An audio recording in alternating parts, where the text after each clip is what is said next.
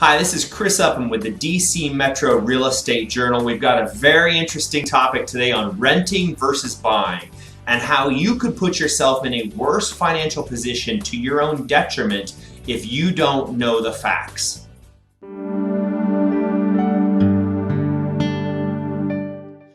But first, I'd like to point out a couple of things on our blog. You'll see to the right, first is the button, what is your home's worth? You can go ahead and click that button now, and it'll set up to be able to keep you informed about the market values in your neighborhood real time. Second is the search all homes on the MLS button. That's going to give you the most up-to-date information, even more accurate and more timely than Zillow and Trulia. And if you've been looking for a home, or if you might sometime in the next 3 months, 6 months, or a year, definitely you'll want to get connected there. So for today's topic, renting versus buying, and how making the wrong decision could be to your own detriment and could put you in a worse financial position. We were dealing recently with somebody who was looking at making a purchase of a $630,000 home. And turns out there was a loan program that would allow them to make that purchase with only $23,000 down payment. Someone had given them the advice to wait until they could save up 20% down payment. Now, that's very well intentioned, and for them, it may well be the best decision. Hey, listen, we always believe in being in a good financial position and making a strong down payment. But there's some other factors that might be important to consider. The first is interest rates. Today, interest rates are ranging from the low 3% to the low 4%, depending on your loan product. We're seeing something quoted today at 3.125. We're seeing things that 3.25, as well as up around the 4%, and it all depends on the loan product. But most financial, mortgage, and real estate experts, as well as myself, are expecting that interest rates by this time next summer will be in the 4.5% to 5% range.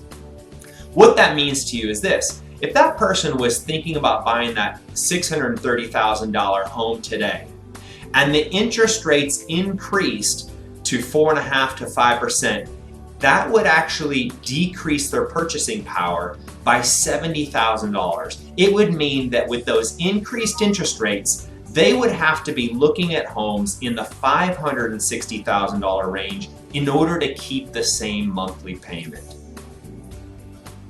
The second is the issue of appreciation.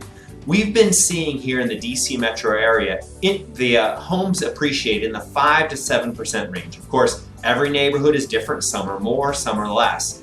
But if those homes, if that appreciation continued, and you combined that with the effect of the interest rates, that $630,000 home that those folks were looking at buying today would actually mean that with the factors of increased interest rates and appreciation, they would next year have to be looking at homes in the $535,000 range. So if they were having a tough time now finding exactly what they wanted in the right house at $630,000, I'm sure it's going to be much more difficult if they're having to reduce their price to the $530,000 range just in order to keep the same payment. There's 3 more factors that may be important as you're becoming an educated home buyer. The first is the issue of the mortgage interest deduction. Over the next 5 years, with a mortgage on this house, you are going to have a tax savings in the range of $52,000. $52,000 in taxes that you would not have to pay. The second is the issue of that you're paying down your principal. Over the next 5 years with that mortgage, you would pay down your principal $66,000. Now, if you're renting a house or renting an apartment, you're paying down someone else's mortgage, and you're left with nothing that you own.